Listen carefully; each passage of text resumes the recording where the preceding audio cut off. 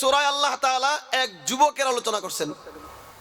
এই সূরার ঘটনা আল্লাহ রাসূল সাল্লাল্লাহু আলাইহি ওয়াসাল্লাম আসার আর অনেক বছর পূর্বে এক বাদশা ছিল।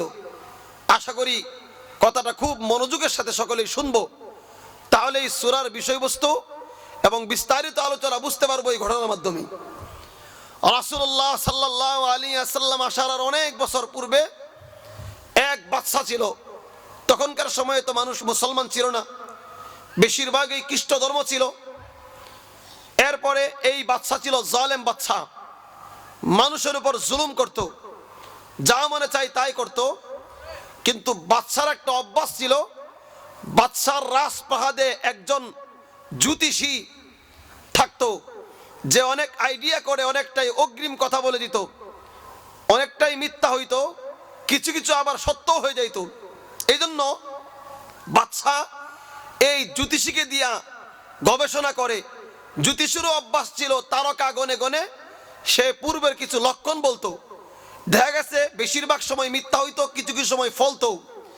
এ কারণে বাদশা তাকে খুব মূল্যায়ন করত। এই মূল্যায়নের কারণে বাদশা সব সময় তাকে রাজপ্রাসাদে রাখে।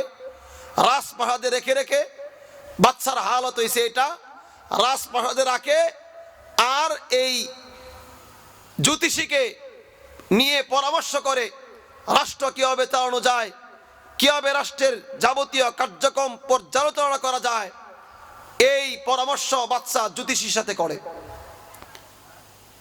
একদিন এই জ্যোতিষী বাদশাকে বলল, বাদশা, আমি আপনার সব কাজে সহযোগিতা করি, আপনাকে পরামর্শ দেই, এইভাবে এই সমস্যা হবে, ওইভাবে ওই সমস্যা হবে, ওইভাবে কাজ করলে সফলতা আসবে, এমন নানা পরামর্শ আপনাকে দেই।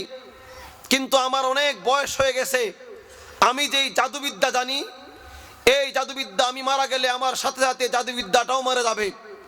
সুতরাং আপনি একটা বুদ্ধিমান, বিচক্ষণ এবং খুব চতুরওয়ালা একটা যুবক আমাকে দেন, যেই যুবকের মেধা খুব ভালো, যেই যুবকের আখলাক ভালো, যেই যুবকের চরিত্র ভালো, এমন একটা বিচক্ষণ ভালো মেধাবী একটা যুবক আমাকে দেন, যাকে আমার সমস্ত জাদুবিদ্যা তাকে শিখাইতে পারি।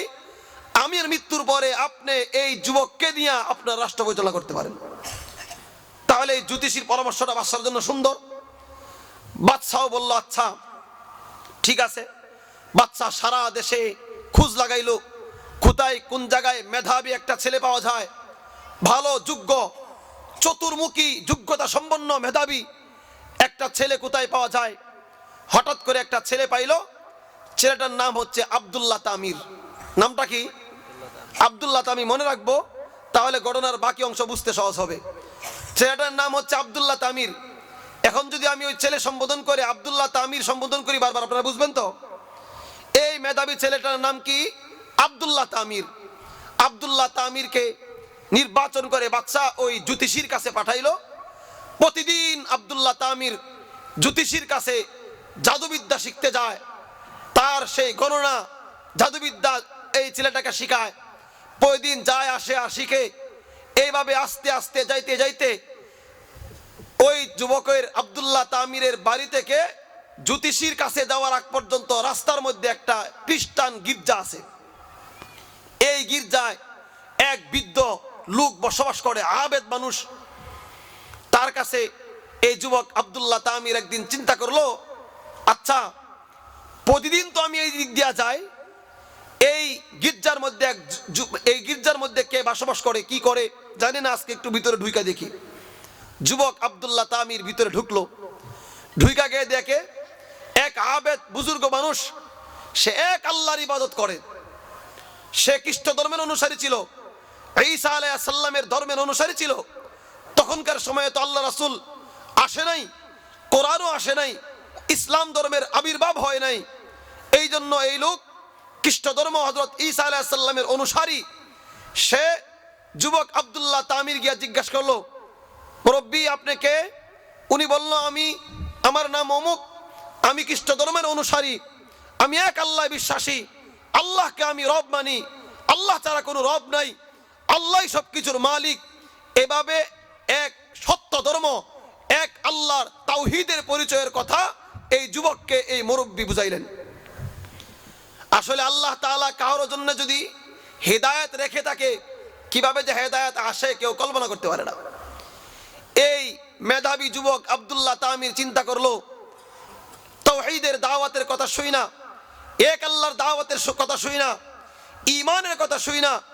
আব্দুল্লাহ তামির বলল, আচ্ছা আপনি যদি এক আল্লাহর গোলামি করেন, এক আল্লাহর ইবাদত করেন, তাহলে আমাকেও আপনি আপনার ধর্মের অনুসারী বানায় নেন। আব্দুল্লাহ তামিরও ওই যুবকের কাছে এক আল্লাহ পাকের উপর ঈমান নিয়ে আসে। বলি সুবহানাল্লাহ।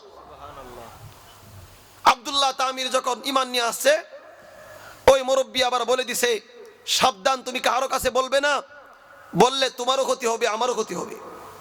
যুবক আব্দুল্লাহ তামির কারো কাছে বলে না।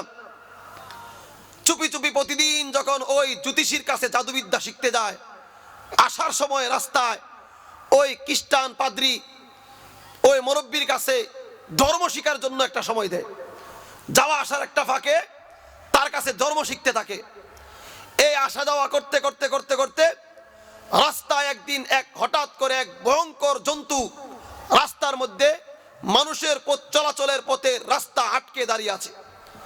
যখন চলাচলের রাস্তা আটকে দাঁড়িয়ে আছে, মানুষগুলা ওই জন্তুকে সরানোর চেষ্টা করতেছে, কিন্তু পারতেছে না। কেন কেউ সরাইতে পারতেছে না?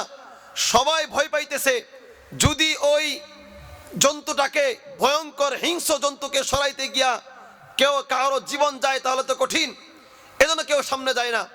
যুবক আব্দুল্লাহ তামির যখন রাস্তায় আসছে, আয়েশা দেখে এই ভয়ঙ্কর হিংস্র জন্তুর কারণে কে যেতে পারছে না। আব্দুল্লাহ তামিরের দিলের ভিতরে প্রশ্ন জাগছে, এটাই মনে হয় আমার পরীক্ষা। আমি যেই ধর্ম গ্রহণ করলাম, আমি যেই এক আল্লাহর উপর ঈমান আনলাম, আজকে আমার ধর্মের পরীক্ষা হবে। যদি আমার ধর্ম সত্য হয়ে থাকে, যদি আল্লাহ সত্য হয়ে থাকে, যদি এক আল্লাহর গোলামিটা সত্য হয়ে থাকে, তাহলে আমি আল্লাহর দোহাই দিয়া, আমার সত্য ধর্মের দোহাই দিয়া যদি আমি ওই হিংস্র জন্তুকে বলি আর পাথর নিক্ষেপ করি, তাহলে হয়তো আমার সত্য ধর্ম হলে এই হিংস্র জন্তু শেষ হয়ে যাবে। আর যদি ধর্ম মিথ্যা হয় তাহলে কোনো কিছুই হবে না। এই চিন্তায় যুবক আব্দুল্লাহ তামির একটা পাথর নিল, পাথর নিয়ে বলল, নিক্ষেপ করলো, আমার ধর্ম যদি সত্য হয়ে থাকে, এক আল্লাহ যদি সত্য হয়ে থাকে, তাহলে এই জন্তুটা মরে যায়। আর যদি আমার ধর্ম সত্য না হয়, তাহলে যেন কোনো কিছুই না হয়। আল্লাহ পাকের রহমতে যুবক আব্দুল্লাহ তামিরের পাথর নিক্ষেপ করার সঙ্গে সঙ্গে এই হিংস্র জন্তুটা পুরাপুরি মারা গেছে। সুবহানাল্লাহ বাড়ি দিয়ে কইবেন। আর এত যদি দুর্বল থাকে তো কিভাবে হইব?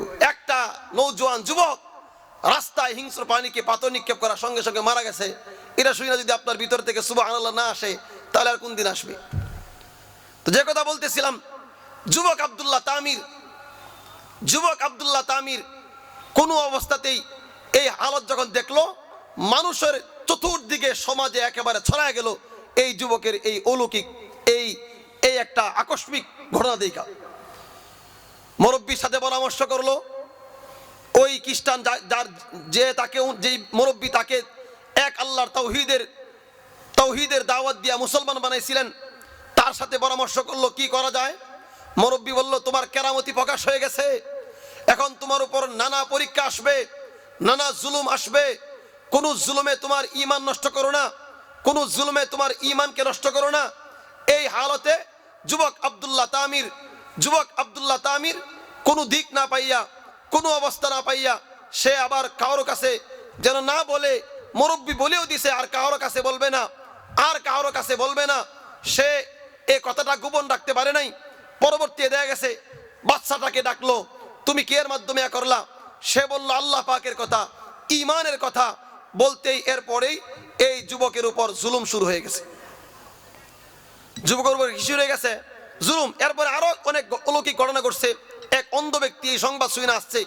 আয়েশা বলল, নাকি তুমি নাকি এমন এক কাজ করছো, তোমার মনে হয় এক অলৌকিক বুজুর্গিয়ত আছে, তুমি আমার চক্ষুটাকে একটু ভালো করে দাও।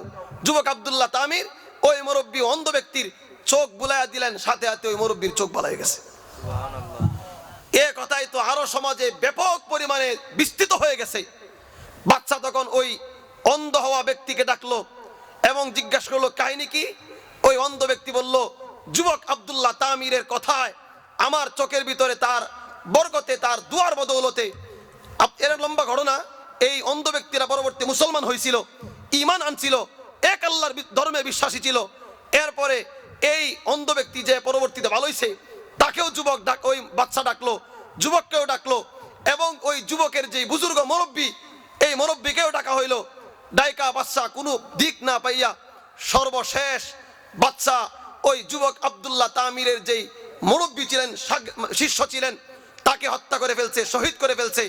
অন্ধ ব্যক্তি যার চোখ ভালো হয়েছিল, পরবর্তীতে মুসলমান হয়েছিল, এক আল্লাহর ঈমানে বিশ্বাসী হয়েছিল, তাকেও হত্যা করে ফেলছে।